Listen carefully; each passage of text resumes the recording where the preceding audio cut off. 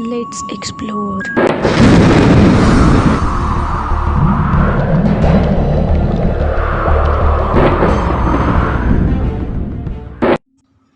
Hello, आप सबका स्वागत है मेरे इस चैनल पे जिसका नाम है far from world into mystery. अगर आपको मिस्ट्रीज पे दिलचस्पी है और अगर आप मिस्ट्रीज पे बिलीव करते हो तो इस चैनल के साथ बने रहे एंड तक। आई एम श्योर आपको बहुत मज़ा आएगा। तो आज हम बात करने वाले हैं इन दो एनिमल्स के बारे में जिनकी बहुत बड़ी मिस्ट्री है। फर्स्ट टाइटेनोबोआ और second megalodon the shark, the wild shark. तो कहा जाता है कि ये दोनों भी आज के ज़माने में एक्सटिंक्ट हो चुके हैं, मतलब इन दोनों का कहीं भी वजूद नहीं है। वो बहुत करोड़ों साल पहले इस धरती पे रहते थे और धरती पे इनका राज हुआ करता था, पर कहते हैं कि आज उनका राज खत्म हो चुका है। क्या सच में खत्म हो चुका है? कुछ थेरीज ऐसी भी है जो ये कहती है कि नहीं, ये अभी भी इस धरती पे पाए जाते हैं। क्या आप जानना चाहोगे कहाँ और कैसे पाए जाते हैं? तो बने रहे इस वीडियो में मेरे साथ एंड तक। आज हम बात करने वाले हैं टाइटेनोबोआ के बारे में। टाइटेनो जिसका मीनिंग है टाइटैनिक, इसका नाम रखा गया 2009 में जब इसका फॉसिल मिला। इस फॉसिल के इतने बड़े आकार की वजह से ही इसका नाम टाइटैनिक से जुड़ा गया, इसलिए इसका नाम रखा द टाइटेनोबोआ। बोआ एक बोआ कंजक्शन फैमिली का हम बोल सकते हैं, बट ये उस फैमिली से बिलोंग नहीं करता। ये दुनिया का सबसे बड़ा सांप है जो कि आज तक इस दुनिया में पाया गया है। ये बहुत करोड़ों साल पहले इस धरती पे रहा करता था, जहाँ पर इसका वजूद था और उसका बहुत बड़ा राज भी था।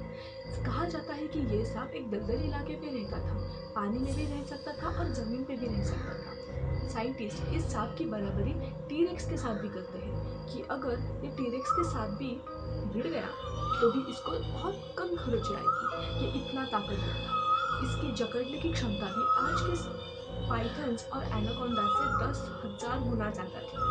ऑफकोर्स होगी ही, क्योंकि ये इतना बड़ा जो था। इसकी करीब लंबाई 43 फीट कहा जाता है, बट कुछ लोगों ने ये भी कहा है कि इसकी औसत लंबाई करीब करीब 50 फीट तक भी हो सकती थी, हो भी सकती है, क्योंकि ये इतना बड़ा जो सांप था। इसका वजन 2,500 पाउंड था। Very interesting. टाइटेनोबोआ बहुत करोड़ों साल पहले गुजियारा द नॉर्दर्न ईस्टर्न कोलंबिया में पाया जाता था।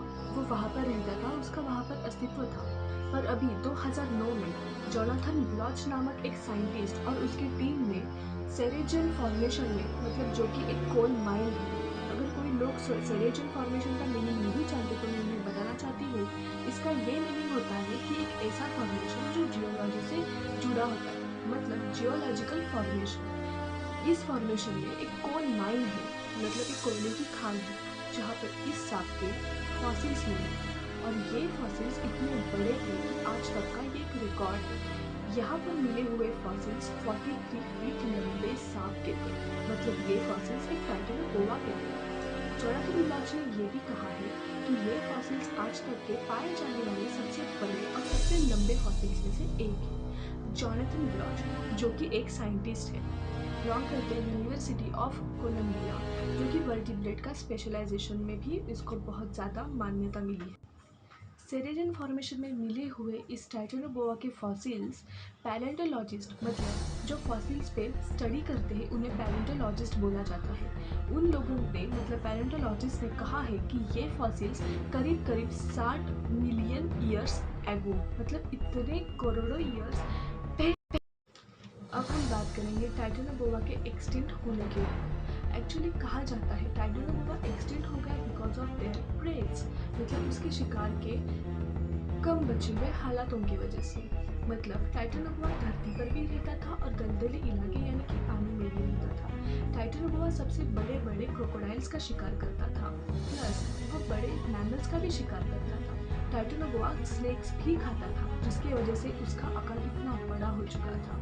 टाइटेनोबोआ के लुप्त हो जाने पर उसका शिकार की कमतरता और कमी बताई जाती है कि उसकी जो वो जिसका शिकार करता था वो जीव बहुत कम बच गए थे। इसकी वजह से टाइटेनोबोआ को खाने के लिए कुछ भी मौजूद नहीं था, इसलिए शायद वो लुप्त हो गया। उसका दूसरा वजह ये है कि उसके अंदर का बॉडी टेम्परेचर। टाइटेनोबोआ एक स्नेक है और स्नेक, जैसे कि हम सब लोग जानते हैं, रेप्टिलिया से बिलोंग करते हैं, जो कि एक कोल्ड ब्लडेड एनिमल्स होते हैं। तो जैसे जैसे टेम्परेचर बढ़ता गया वैसे ही उसका और उसके बॉडी टेम्परेचर पे बहुत गंदा असर पड़ता गया। इसलिए टेम्परेचर के बढ़ने के कारण टाइटनोबोआ ख़त्म हो गया। अब हम बात करते हैं उन एविडेंस के ऊपर जो हमें सोचने के लिए मजबूर कर देते हैं कि टाइटनोबोआ अभी भी इस धरती पे मौजूद है या नहीं, या फिर टाइटनोबोआ जैसे बहुत बड़े बड़े सांप अभी भी इस धरती पे मौजूद हैं या नहीं। एविडेंस नंबर 1, नॉर्थ कैरोलिना इन ब्राज़ील। यहाँ पर एक कंस्ट्रक्शन साइट थी। उस कंस्ट्रक्शन साइट पे जब कंस्ट्रक्शन चालू था तब वहाँ पर 700 पाउंड का बहुत बड़ा एनाकोंडा मिला था। यह एनाकोंडा इतना बड़ा था कि ये एक अधमरी हालत में उनको मिला था, मतलब उसके अंदर कुछ जान ही बाकी नहीं थी। ये बेहोश हो चुकी हालत में था। उस एनाकोंडा को इन लोगों ने बांध के रखा था और उसके फोटोज़ एक वहाँ के साइट पे काम करने वाले एक इंसान ने सोशल साइट पे डाल दिए थे। उसके वीडियोस और उसके पिक्स आपको अभी भी सोशल साइट पे मिल जाएंगे। कुछ लोग ये भी कहते हैं कि शायद कंस्ट्रक्शन की वजह से इतने बड़े सांप की मौत हो गई। अभी भी ये कुछ पक्का पता नहीं चला कि ये सांप अभी भी जिंदा है या नहीं, या फिर ये मर चुका है, क्योंकि जब भी ये वहाँ पर पाया गया था एक क्रेन के जरिए उठाया गया था। ये इतना भारी सांप था कि इसको कोई इंसान या फिर कुछ बहुत सारे इंसान मिलकर भी नहीं उठा पाए, इसलिए इस सांप को उठाने के लिए एक क्रेन की हेल्प ली गई थी। ये इतना बड़ा सांप था। ये आज तक का पाए जाने वाला सबसे बड़ा सांप था। ये एक एनाकोंडा था, बट ये तो है तो एक एनाकोंडा, बट इसका आकार हमें ये भी बताता है कि अगर इतना बड़ा एनाकोंडा मौजूद हो सकता है तो हो सकता है कि दुनिया के कहीं ना कहीं किसी ना किसी कोने में अभी भी टाइटनोबोआ जैसे भी सांप मौजूद। आज के ज़माने में भी लोग ये कहते हैं कि उन्होंने 40, 49, 45 फीट के अगर सांप देखे हैं तो ये सांप टाइटनोबोआ तो नहीं। अब हम बात करते हैं इसके अगले एविडेंस के बारे में। इन कर्नल रैनी वाल, जो कि एक बेल्जियम पायलट था, उसने 1959 में कुछ एक ऐसे एविडेंस सबके सामने लाए जिसने सब लोगों के होश उड़ा दिए थे। उस समय लोगों ने उस पर यकीन करे या ना करे, ऐसी स्थिति उसने उस समय पैदा कर दी थी, पर उस पर विश्वास भी किया जाता था क्योंकि वो एक बहुत बड़ा पायलट था। उसने बहुत सारे जंग में भी अपनी हुनरता और काबिलियत दिखाई थी, इसलिए उसके कही हुई बातों को झूठा साबित नहीं किया जा सकता। बेल्जियम पायलट जिसने बोला कॉन्गो में एक कॉल्टन रीजन में एक इतना बड़ा सांप देखा था जिसके बारे में कोई कल्पना भी नहीं कर सकता। कर्नल ने बताया कि वो इतना बड़ा सांप था जैसे कि उसको प्लेन से या फिर हेलीकॉप्टर से भी नीचे देखा जा सकता था।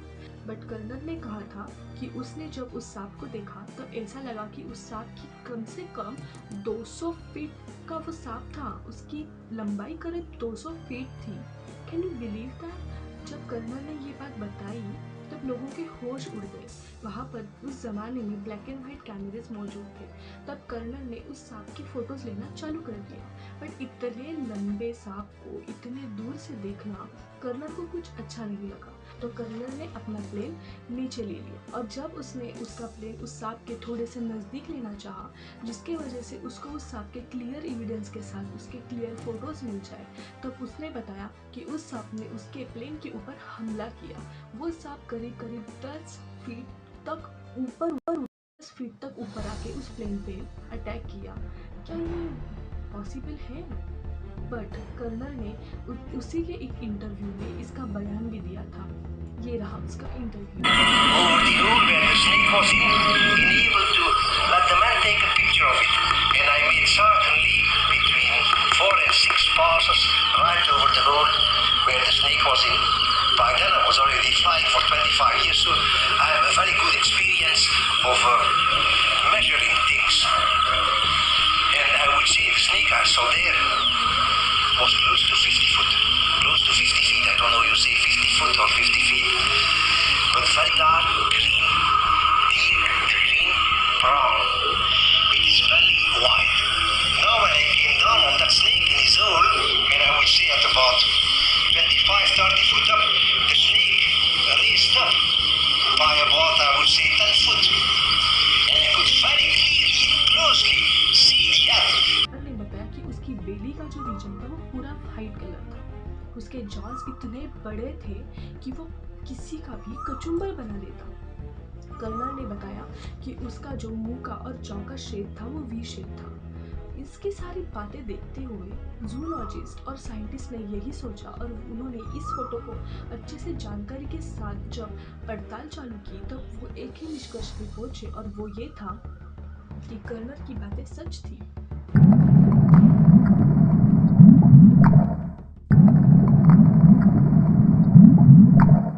अब बात करते हैं मेगालोडॉन के बारे में। मेगालोडॉन जो कि एक शार्क है जो कि बहुत करोड़ों साल पहले इस धरती पे मतलब इस समुद्र रीजन में रहने वाली सबसे बड़ी शार्क में से एक मानी जाती थी। मेगालोडॉन बहुत करोड़ों साल पहले मौजूद थी, बट क्या वो अभी भी मौजूद है या नहीं? कुछ लोग ऐसा मानते हैं कि ये अभी भी मौजूद हो ही नहीं सकती और कुछ लोग मानते हैं कि नहीं, ये गलत है, मेगालोडॉन आज भी मौजूद है। मेगालोडॉन कुछ एक ऐसी शार्क थी जो दूसरे शार्क का शिकार करती थी, यहाँ तक वेल्स बेबीज का भी शिकार करती थी। ये बहुत बड़ी शार्क थी। एक्चुअली मेगालोडॉन के भी होने का बहुत सारे एविडेंस मिले हैं। उसमें से एक एविडेंस मिला था 1875 में। 1875 में एक मछुआरों को एक नाव के पास में से 2 तीत मिले थे, जो कि आकार में बहुत बड़े थे। साइंटिस्ट के रिसर्च के हिसाब से ये तीत एक शार्क के थे, मतलब ये तीत एक मेगालोडॉन के थे, बट ये तीत एक तीत नहीं बल्कि एक फॉसिल था। ये फॉसिल 1000 साल पहले का था। इसका मतलब ये है कि मेगालोडॉन हो सकता है कि आज भी जिंदा हो, किसी न किसी मराइन रीजन में अभी भी मेगालोडॉन जैसी शार्क मौजूद हो। मेगालोडॉन 56 फीट तक की सबसे बड़ी लंबी शार्क में से एक थी। उसका साइज 56 फीट लंबा था और उसका weight 33.9 metre. Evidence number 2। Actually मैं आप लोगों को एक स्टोरी बताना चाहती हूँ, एक सच्ची घटना की आधारित एक स्टोरी। कुछ मछुआरे थे जो कि अपनी नाव लेके बीच समुद्र में मछलियाँ पकड़ने के लिए गए थे। उन मछुआरों का ये कहना था कि बीच समुद्र में जहाँ पर पानी सबसे गहरा है, वहाँ पर अगर हम मछलियाँ पकड़ेंगे तो हमारी मछलियाँ पकड़ने की तादाद भी बढ़ेगी और हमें बहुत बड़ी बड़ी मछलियाँ मिलेंगी। तो वो निकल पड़े बीच समुद्र में अपनी बहुत बड़ी नाव लेके। मछुआरे निकल पड़े, बट उनको पता नहीं था कि उनके साथ क्या होने वाला है। किस्मत का खेल देखा। उस समय समुद्र बहुत शांत था, ना कोई तूफान था ना कहीं कोई आंधी थी। पर अचानक से जब वो मछलियाँ पकड़ रहे थे, उनको एक बहुत बड़ा झटका महसूस हुआ। वो इतना गहरा झटका था जैसे कि ऐसा लगा मानो उनके जहाज को कोई बहुत बड़ा जीव टकरा के चला गया। उन्होंने उसको नजरअंदाज कर तो कुछ समय बाद उनके जहाज को और एक झटका महसूस हुआ और तब जो हुआ तब उस सब लोगों के होश उड़ा दिए। जब उनको दूसरा झटका महसूस हुआ तब मानो उसमें से एक व्यक्ति ने ऐसे बताया कि मानो कि ऐसा लगा कि उनके जहाज को किसी जबड़े में किसी ने पकड़ लिया हो और नीचे खींच रहा हो समंदर में। ध्यान से सुनना, नाव बहुत बड़ी थी, एक जहाज था। जहाज को 2 जबड़ों के बीच में पकड़ने वाला भी इतना ही बड़ा होना चाहिए। उसने बोला कि उन्होंने हमको नीचे खींचने की कोशिश की पर उनका नसीब बहुत अच्छा था। सब लोग सही सलामत बच गए। वो जानवर जा चुका था। वो लोग जैसे ही किनारे पे आए तब सब हक्का पक्का रह गए उस जहाज की हालत देखकर। उस जहाज के दोनों तरफ बहुत बड़े बड़े दांत के निशान थे और ये पक्का हो गया था कि उनका जहाज किसी बहुत बड़े जबड़े में फंसा हुआ था। तो ये जबड़ा किसका हो सकता है? किसी बहुत बड़े जानवर का? कहीं मेगालोडॉन का तो नहीं, क्योंकि मेगालोडॉन बहुत गहरे पानी में रहना ही पसंद करती थी। तो वो भी तो मछलियाँ पकड़ने के लिए गहरे पानी में ही गए थे, हो सकता है। तो अब हम बात करेंगे मेगालोडॉन के एक्सटिंक्ट होने के ऊपर। मेगालोडॉन लुप्त कैसे हुई? बताया जाता है कि मेगालोडॉन एक इतनी बड़ी शार्क थी जिसका खुराक भी बहुत बड़ा था। मेगालोडॉन मेगालोडॉन का एक बच्चा 10 पाउंड तक का हो सकता था। मेगालोडॉन बहुत गहरे पानी में रहना पसंद करती थी और अपने बच्चे को पैदा करने के लिए वो गहरे पानी में ही जाती थी। वो इतनी बड़ी शार्क थी कि वो कभी भी कम पानी में नहीं आना पसंद करती थी, पर समय के चलते कम पानी में मतलब समुद्र में जहाँ पर कम पानी था वहाँ पर बहुत ज़्यादा मछलियों की संख्या बढ़ गई थी और तब उस समय में ग्रेट वाइट शार्क का भी जन्म हुआ था। वो प्रजाति भी आ चुकी थी, वो भी मछलियों को खाने लगी थी। पर मेगालोडॉन सबसे रह सकती थी। वो हमेशा गहरे पानी में ही रहना पसंद करती थी। मेगालोडॉन कोई भी ठंडे रीजन में नहीं रह सकती थी, वो हमेशा वार्म रीजन में ही रह सकती थी। तो हो सकता है बहुत सारे लोग कहते हैं कि मेगालोडॉन लुप्त हो गई क्योंकि समय के चलते हमारे पानी की जो टेम्परेचर था वो बहुत ठंडा हो चुका था और मेगालोडॉन के टेम्परेचर के मतलब बॉडी टेम्परेचर को वो पानी सूट नहीं हुआ, इसलिए वो मर गई और वो लुप्त होने लगी। क्या ये सच है? सबसे हैरानी कर देने वाली बात यह है कि फिलहाल अभी कुछ सालों पहले साइंटिस्ट ने यह बताया है कि मरियाना ट्रेंच में जो पानी है वो बहुत वार्म है, उसका टेम्परेचर बहुत ही वार्म कंडीशन में है। तो हो सकता है कि उस मरियाना ट्रेंच में अभी भी मेगालोडॉन जैसा जीव मौजूद हो सकता है। क्या मुझे लगता है, क्या आप लोगों को लगता है कि अभी भी वो मेगालोडॉन जिंदा है? मेगालोडॉन के होने के, उसके इस धरती पे होने के बहुत सारे एविडेंस है। उसमें से एक ऐसा एविडेंस है जो मैं अभी आपको उस क्लिप दिखाने वाली हूँ। ये एक ऐसी क्लिप है जहाँ पर सैटेलाइट से एक तस्वीर ली गई थी। देखते हैं, चलिए। Form of microbes known as Marionecta rubra, and they're not hazardous to marine life. Why was this brought to your attention then? Well, during the initial investigation, the agent who was studying the swarm noticed something out in the water. Okay, kind of a speck. Yeah, well, at this resolution it's a speck. When they zoomed in, though, they got this. It's a little fuzzy, but I'd say that's a shark. And not just any shark. If you look at this other satellite photo I brought, it was taken at the same resolution of a school bus yard in nearby Sao Paulo. Now, those are 40-foot buses, and when you compare them next to the first photo, I'd say that's a 70. अब मैं आपको कुछ ऐसी बातें बताना चाहती हूँ जिससे ये बिल्कुल साबित होता है कि टाइटेनोबोआ और मेगालोडॉन जैसे जीव अभी भी इस धरती पे मौजूद हैं। साइंटिस्ट, जूलॉजिस्ट, ये तो मतलब एक दूसरे को अपोज ही कर रहे हैं। कुछ साइंटिस्ट का ग्रुप है जो कि बोल रहा है कि इनमें से कोई भी इस धरती पे अभी भी मौजूद हो ही नहीं सकता, उनको बहुत बड़ा ज्ञान है ना, वो तो हर एक कोना ना कोना जानते हैं धरती का, इसलिए तो इतना बड़ा स्टेटमेंट देते हैं कि ऐसे सारे जीव तो यहाँ पर मौजूद ही नहीं हो सकते हैं। और कुछ ऐसे साइंटिस्ट हैं जिन पे मेरा बहुत बिलीव है।